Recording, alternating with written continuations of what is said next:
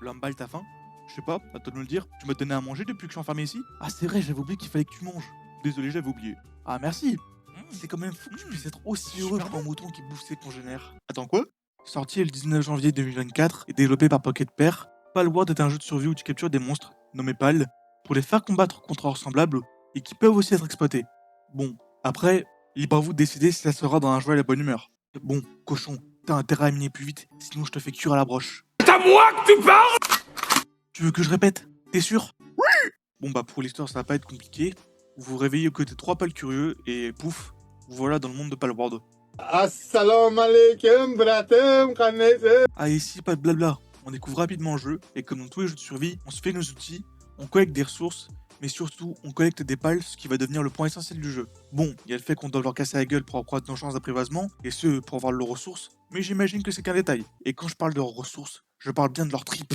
Comme je le dis toujours, on fait des abats du verbe abattre.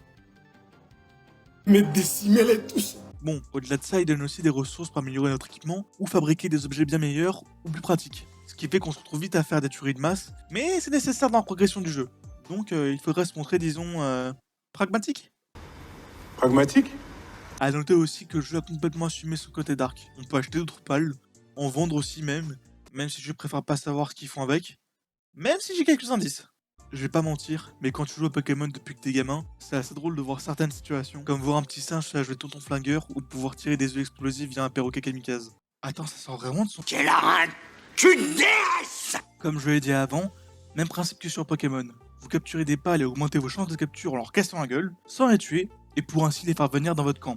Et bien évidemment, les exploits, les chérir. Les chérir, ça vous fait de la peine?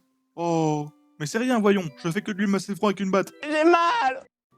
Bon, bien évidemment, à mesure que vous progressez dans le jeu, vous aurez accès à de nouvelles armes et à obtenir des ressources de plus en plus rares et des pals plus puissants, qui, comme sur Pokémon, vous aideront à combattre d'autres pals.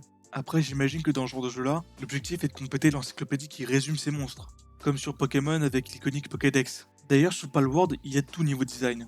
Des banals, des classiques, des moches, des kawaii, des charismatiques, d'autres qui sont plus compliqués et ça serait plus simple si je vous montre. Désolé, mais je ne saurais pas comment vous décrire ça. Attends une minute. Non mais qu'est-ce que c'est que cette... Quel est l'enculé qui a osé me présenter ça? C'est de la raclure de chiottes! Évidemment, s'il y a une diversité de pales, il y a donc aussi la mécanique des faiblesses élémentaires, comme sur Pokémon.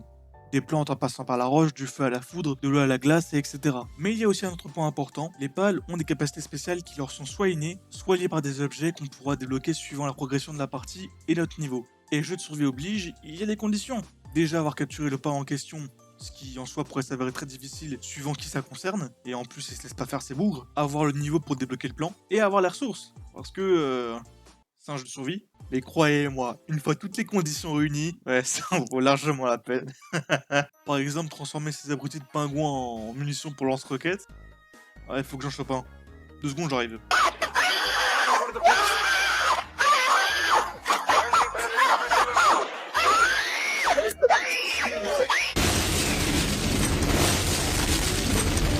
Ou ce renard en lance-flamme, littéralement. Monter sur un panda et tirer des lance-grenades. Les choses simples. Que demander de plus? Bon, sérieusement, au-delà de ça, ça varie les combats parce que ça nous applique directement dedans. Et ce, avec des moyens, disons, discutables. Cependant, ça ne signifie pas que toutes les compétences spéciales sont utilisées pour le combat. Ou du moins, pas tous de la même manière.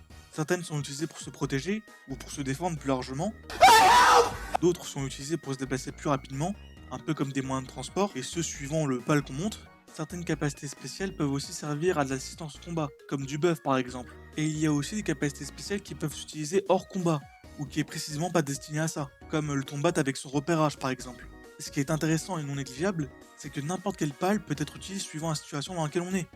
Mais après, il faut évidemment savoir comment utiliser une capacité spéciale. Car après tout, si vous utilisez une compétence du même style que le tombat, contre un boss, ça servira à rien, en plus du fait que ce soit du suicide. Même si en apparence le jeu ressemble fortement à Pokémon, d'un point de vue extérieur on pense plus à un mélange entre Zelda, Ark et Pokémon. Oui on a des combats entre pales et des captures, mais c'est pas le point le plus essentiel du jeu. Enfin je veux dire, on a aussi d'exploration. Comme sur Breath of the Wild, on voit toujours des choses qui nous poussent à aller voir. On pourrait parler des camps braconniers ou des autres factions par exemple, où l'objectif consiste tout simplement à libérer les pales qui sont emprisonnés et capturés. Bon, c'est vrai que l'IA est complètement conne. Tu me diras, ça change pas, mais c'est plutôt cool parce que tu peux avoir des pals que tu n'as jamais eu. Et accessoirement, on peut aussi se défouler sur eux.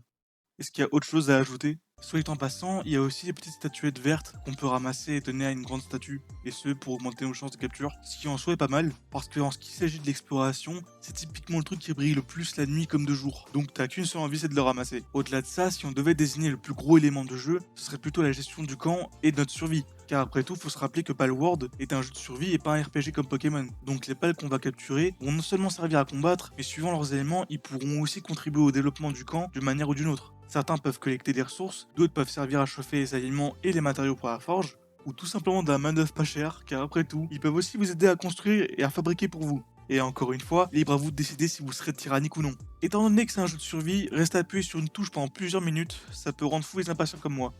Donc vous doutez bien lequel camp j'ai choisi, non? Au passage, disons que certaines animations sont très cheloues. Genre vraiment. Bonne but de sa mère. En parlant de construction, c'est plutôt bien développé, car ça exploite très bien les compétences de chaque pal, ce qui les rend tous indispensables. On peut même faire des chaînes de production, qui comme son nom l'indique, permettent de produire plus de ressources plus vite, ce qui optimise notre temps. Et évidemment, on peut aussi fabriquer des outils qui pourront servir à améliorer notre expérience de jeu, si ce n'est la rendre plus confortable. Par exemple, le sac à bouffe qui ajoute des places spécifiquement pour la nourriture, la lanterne qui est un objet passif, ce qui permet de nous éclairer la nuit sans qu'on ait à avoir à l'équiper, ou les grappins qui permettent de se déplacer plus vite. Alors oui, c'est des outils simples, mais c'est efficace. Très important aussi, vos pals peuvent servir à défendre votre camp. Régulièrement, enfin du moins souvent, vous vous ferez attaquer par tout et n'importe quoi. Des pals sauvages, des braconniers ou je ne sais quelle faction, ou ces saloperies. Alerte à la cochonne! Arrière, vil nymphomane! Oh non, vous ne déroberez pas la semence de mes joyaux intimes! Mais monsieur! Non, j'ai dit reculez, Betsy Brute bonbon! Arrière, Lola, lèche Lolo! En ce qui s'agit de la survie en elle-même, c'est plutôt bien fait. La boucle est satisfaisante, on capture des pals de plus en plus puissants, tout en avançant de mieux en mieux dans l'open world. Et évidemment, tout en construisant son camp, et ma foi en survivant. Après tout, c'est un jeu de survie. Donc quand t'as froid, tu équipes du chaud, et vice versa. Et quand t'as faim, bah tu manges. Donc soit cueillir des baies, ou buter des pals pour les bouffer. C'est une Formule 1. En sachant que la logique de la survie s'applique aussi sur les pals, ce qui après mûre réflexion peut amener à des situations légèrement bizarres. Enfin légèrement, tout dépend du point de vue. Hein. Alors, si je peux me permettre, pour ma défense, faut savoir que les poulets se bouffent entre eux, de base. Ce qui fait qu'ils sont cannibales, naturellement. Faites ce que vous voulez de cette information. Au-delà de ça, il faut aussi prendre en compte leur état, car les tyranniser, ça a des conséquences. Si vous les faites travailler de manière excessive, ils peuvent être trop fatigués pour pouvoir faire quoi que ce soit, si ce n'est se blesser, ou les deux. Ce qui en soi est très embêtant parce que c'est chiant et ça coûte cher. Mais heureusement, j'ai la solution. Ça les enfants, c'est ce qu'on appelle le capitalisme. Même si on sait pas quitter, si on peut te remplacer, on le fera. Oui, car la violence n'est pas une solution. C'est la solution. Bon, c'est drôle tout ça, mais qu'en est-il vraiment de Palworld? Qu'est-ce qu'on pourrait en penser finalement? À sa sortie, on lui reprochait de trop ressembler à Pokémon, au point que certains me disent qu'il l'a plagié. Mais je trouve que c'est faux, j'ai quasi tout expérimenté. Des donjons en raid avec les combats de boss, j'ai exploré la moitié de la map si ce n'est plus, et ça ne ressemble en rien à Pokémon. À croire que tout le monde a dit ça simplement parce qu'on peut capturer des monstres. Après, je peux comprendre. D'un point de vue extérieur, on pense que ce n'est qu'une copie de Pokémon. Sauf qu'après y avoir joué, on comprend très vite qu'il n'y a pas que ce concept-là. Bon, après, le fait que certains pals ressemblent à certains Pokémon, je suis entièrement d'accord. Faut pas être dans le déni. Mais il faut pas exagérer non plus. Lamballe, par exemple, ressemble clairement à un mou de mouton. Mais que voulez-vous? Game Freak n'a pas inventé le mouton. Un renard ne peut que ressembler à un renard, et ainsi de suite. Après, il faut pas être aveugle non plus et dire qu'ils ne se sont pas inspirés. En soi et de ce point de vue, on pourrait même confronter Pokémon sur ce terrain-là. Moi qui ai beaucoup joué à Dragon Quest, on peut aussi voir des similitudes flagrantes de certains Pokémon fortement inspirés de Dragon Quest, si ce n'est plus. Mais on peut pas non plus défendre des pals qui sont indéfendables et qui ressemblent beaucoup trop à certains Pokémon. Par contre, ça n'empêche pas qu'on ait des pals originaux et classe. Ça vous empêchera pas non plus d'apprécier le jeu. Et puis pour être tout à fait franc, contrairement à Pokémon, je me suis clairement plus amusé sur Palworld. Même s'il est en accès anticipé, il a au moins le mérite de pas être buggé à sa sortie. Et puis merde, contrairement à cette bouse que sont Écarlate et Violette, lui est pas bâclé. Bon, après, ça veut pas dire que Palworld est exemple de tout défaut. En tant que jeu en accès anticipé, on peut pas lui reprocher de manquer de contenu ou d'avoir des manques de fonctionnalités ici et là, ou même d'avoir des bugs en soi. Après, sûrement qu'avec le temps, enfin du moins je l'espère, le jeu aura sûrement plus de contenu ajouté ainsi que des patchs correctifs. Mais en soi, le jeu il est bon. Tout ce qu'il y a à faire pour l'instant, c'est de prendre notre mal en patience et espérer que les développeurs ne se reposent pas sur leur laurier. Parce que là, ils ont fait le plus gros. Ils ont amassé 2100 joueurs en simultané, ce qui en soi n'est pas rien, mais en plus de ça, ils ont pu amasser au moins 25 millions de joueurs en un mois, ce qui avec du recul est énorme. Car ils ont pu amasser une certaine quantité de personnes pour fonder une communauté, ce qui en soi, lors d'un développement d'un jeu sur le long terme, est le plus important. S'il n'y a pas de communauté, il n'y a pas de jeu. En bref, seul le temps nous dira si la version finale de Palworld sera à la hauteur des attentes des joueurs. Voilà.